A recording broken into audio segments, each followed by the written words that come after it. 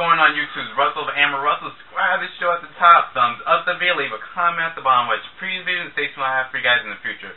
So I haven't been here for a while, haven't made a video in a long time, but quite a few things have happened. Most recently, Billboard has said that in order for people to have their albums debut on the charts within the first 4 weeks, you can't have your album be really cheap. Meaning, if it's under like $3.50, I believe the number is, your album will not be charted. The albums that are sold at price underneath that number are not going to be counted for, and so people like Rihanna and Lady Gaga and Coldplay, who have sold their albums for a really cheap price, those numbers will not count to their favor. And I really think it's a good look for Billboard because it just makes it more fair and evens out the playing field that people who are selling their albums for really cheap, who are doing it for almost free, aren't going to be the ones who are going to win in the long run, because it's not fair to someone else who is, putting the hard work and are going to sell their albums for a normal price and see someone else do better because they sold it for, pennies. And it doesn't matter how it's happened or what causes this album to be sold so cheaply. It doesn't matter if Rihanna does it or Lady Gaga decides to do it or whatever, or whoever decides it. But all that matters, or if it's an outside source, if it's a record company, if it's Amazon saying that they want to sell it, if it's Google, whatever, it doesn't matter, which is a good look because it just makes everything fair. Speaking of Lady Gaga, they're saying that Laurie was fired, and one of her fellow dancers who was underneath her, the guy who was on all her shows, he's going to be taking up Lady Gaga's choreography now. One thing I gotta say is that she was, I don't know what Laurie is thinking. She should have stayed on and not been so arrogant. I believe they probably bumped heads a lot. Lady Gaga has also fired quite a few people from her camp that she started off with. And who knows, maybe it's just something that they had an argument, maybe there's a rift between the two of them. They seem to really enjoy each other. But I think sometimes Laurie probably felt as though got a little too cocky. She's really arrogant. She's really big-headed. She really thinks that she's higher up than what she really is. What are the artists that she has worked with? She made, besides Lady Gaga, all she has is a couple of videos for Cassie, I think, JoJo the singer, Brandy, Danny Kane, and making the band. That's really it. So, without Lady Gaga, she would be really nothing. But also, without Laurie, look at the choreography Laurie has given her. Some of the stuff is really good. Recently, I think she's been giving her stuff that, Lady Gaga really is not capable of. But, even if Laurie out of there, if her understudy is someone who was taught by Laurie as far as being a choreographer, how much drastic is the change of her choreography going to really be? It's like, so you're not going to teach her, but your student is going to teach her. So, maybe she should go with someone else to be her choreographer now. But, it's just not good to see them, go apart. But one thing is that, I find confusing on Lady Gaga's part is that when Laurie was in an interview saying that, oh yeah, we purposely did stuff that Madonna did, or we ripped off Madonna, or something similar to that, how Lady Gaga could get upset. Anyone could really tell that she was very heavily influenced in her choreography by Madonna. For instance, Bad Romance, that floor dance at the end of the song, towards the bridge of the song, where she's speaking in French, or Love Game, you could tell that's very heavily influenced by Madonna. So how could she get upset by Laurie saying that when Stevie Wonder could tell that that's all Madonna right there? Moving on, X Factor has started, and it's in the top 9, I believe, right now. And Astro Boy and Stacey were in the bottom 2 last night.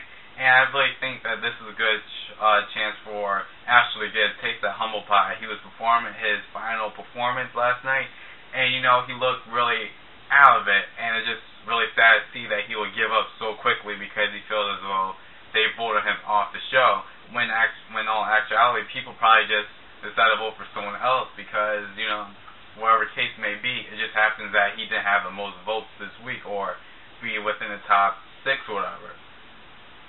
But he really can't be too upset because he's been riding so high for so long.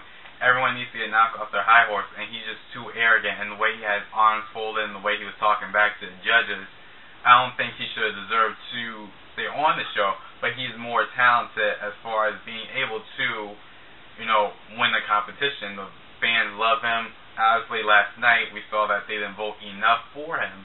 But I just don't like the judges on the show. I don't understand why Nicole Scherzinger is there, because she doesn't have a career of her own. So how could she dictate what these other people are doing if she's not even on a stable career herself? That's like someone who gets 90 divorces a year try to be a marriage counselor, It doesn't make any sense to me.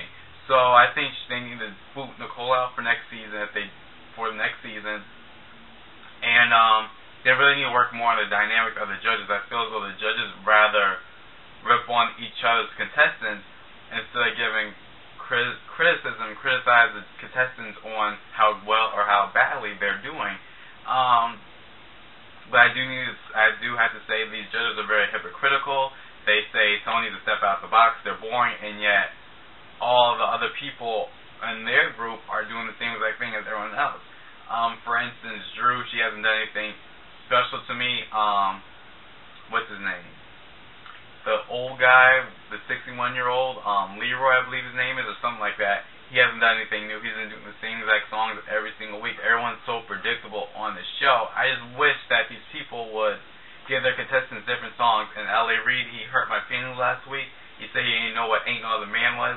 I guess he forgot that that song won a Grammy versus Pink's song for Best Female Vocal Performance, Pop Vocal Performance at the Grammys in 2007.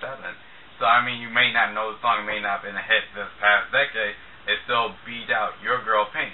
L.A. Reid, trying to throw shade at people and shit. But, I just hate how the judges are so worried about their own and making each other just downplaying and just being rude to each other versus giving criticism to the people who are auditioning, who are performing every single week. And the difference between that and The Voice, I see that the judges are all willing to help out the contestants and tell them what's wrong and tell them what they're doing right. And each judge is telling each contestant the truth versus them being extra harsh onto each other so that to make their own contestants look better.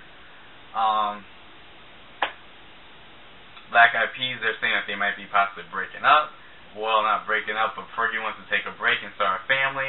And I think if that's the case, if they continue wanting to make music as Black Eyed Peas, which I see will.i.am is releasing a solo CD or whatever.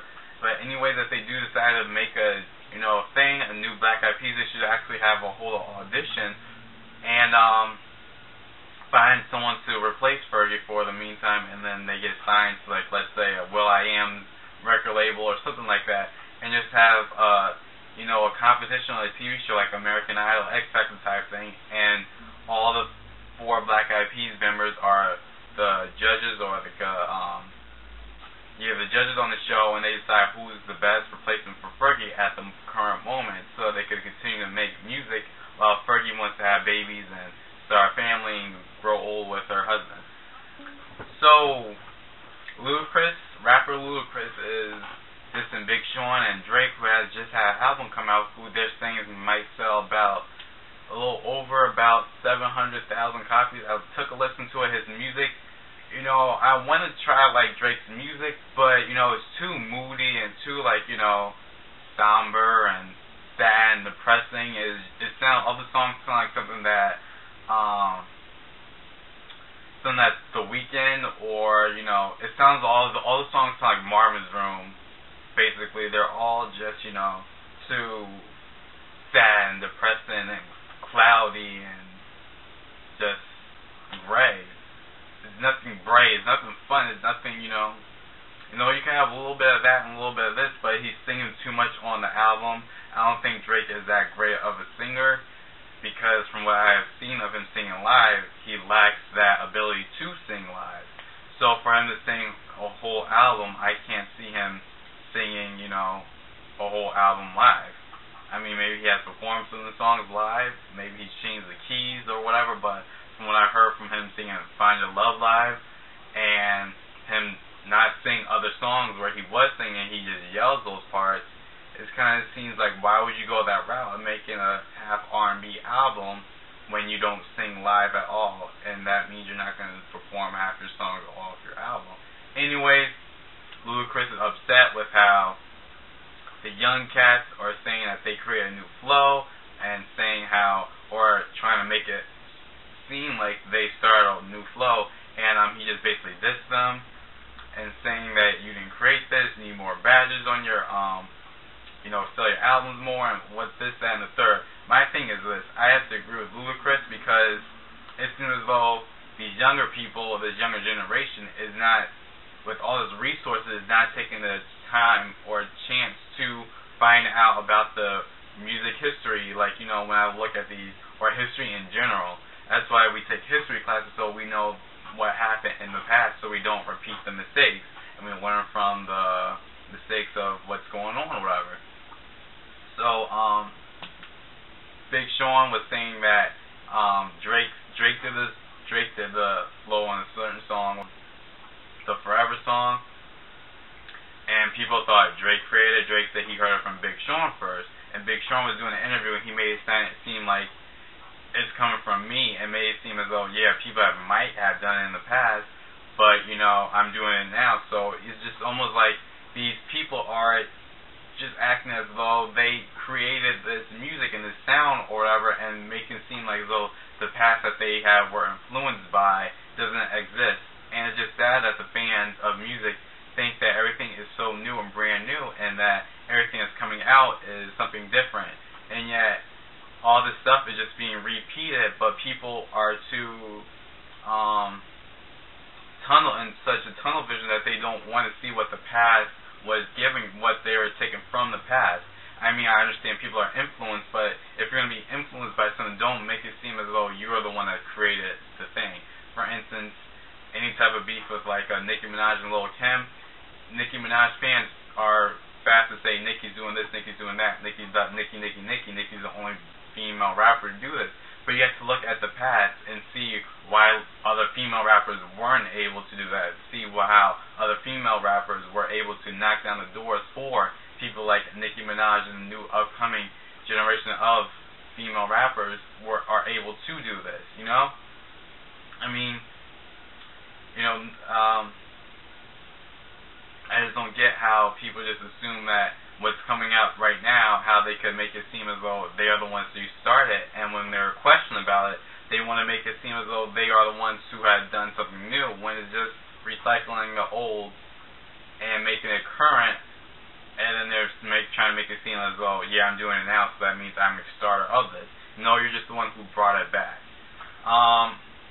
Last week I actually went to Occupy Wall Street, and it was right before it closed. It was right after people had went for the march in Washington, D.C., so it wasn't a lot of people really out there.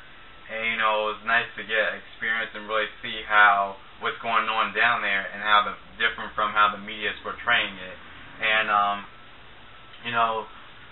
I can't really say it was really inspiring, because of the fact that a lot of people that were left were people who just happened to jump on the bandwagon afterwards, not the people who were actually there for weeks and days, and who were there at the start, and who understand the actual movement. It was more people who, have a day job, they go out there during the weekend, But, it's just good to see that there are still people out there, and there's still people supporting it. And it's just really sad that how the media is portraying them to be, and, I really do understand that there's better ways to protest, and that sitting outside day in and day out is not going to do much, but it's something that's making the situation and being aware, bringing light to the situation rather. And as we all know, Kim Kardashian got divorced. I said this like 3 weeks before it actually happened, that she was getting divorced. Everyone already saw it. She was going to get a divorce. I just find it kind of sad how her mom went on this book tour talking about the O.J. Simpson case, and the sister-in-law is saying that she doesn't even like Kris Kardashian or whatever, Kris Jenner, whatever her name is. And just the whole fact that she's using that as a way to help her book sell. And for the family of I don't even know what O.J. Simpson's wife's name is, but just her family, just to say we don't even like her, just shows that this whole family, the Kardashian family, will do anything to make money and to sell whatever they're trying to sell.